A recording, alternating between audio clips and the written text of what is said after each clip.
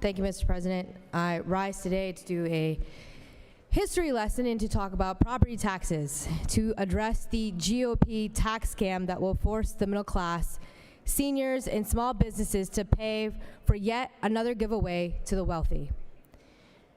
I also rise to discuss the majority's victory lap on their property tax scam. Let's remind people of a few facts. Number one, Democrats have not controlled this chamber since 2003. Number two, Republicans have controlled both this chamber and the governor's mansion since that time and have held a trifecta since 2005. That's unified Republican control of Georgia for 23 years.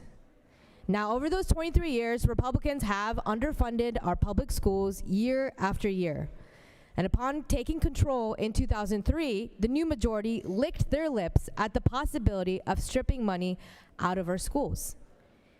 And underfund them they did, to the tune of $1.5 billion by the end of the Purdue administration. It's not just us saying this. Let's look at what Georgia Trend magazine said in 2009. Local school boards have been forced to increase their property taxes to make up for these state cuts.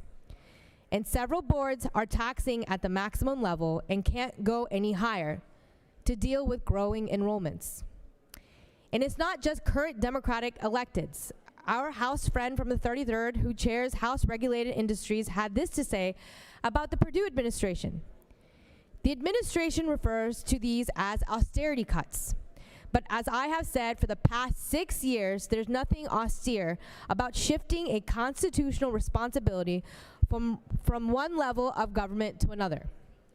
That's a Republican speaking out about Republican policy. And as we know, it's gotten even worse. Between 2010 and 2014, Republicans underfunded our education formula by $1 billion per year.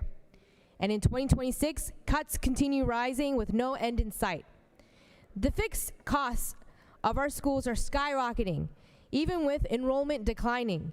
In July, school districts' costs for employees enrolled in the state health benefit plan will increase 8% per member per month.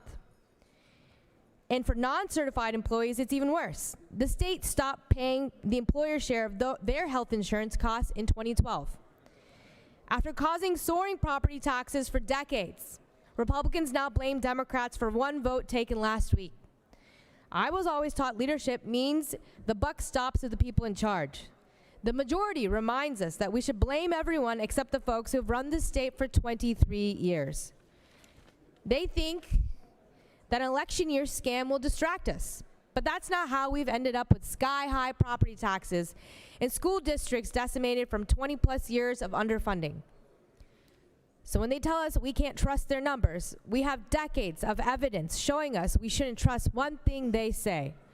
Don't fall for the scam this time. It's going to raise your grocery bills, bankrupt your small businesses, and raise taxes on seniors.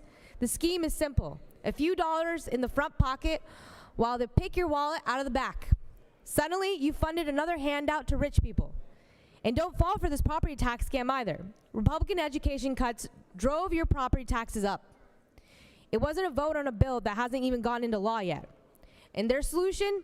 Underfund your schools, defund your police, all so that they can get reelected and keep the state treasury open to the richest Georgians.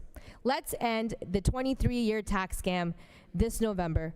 Thank you, Mr. President. I yield the well.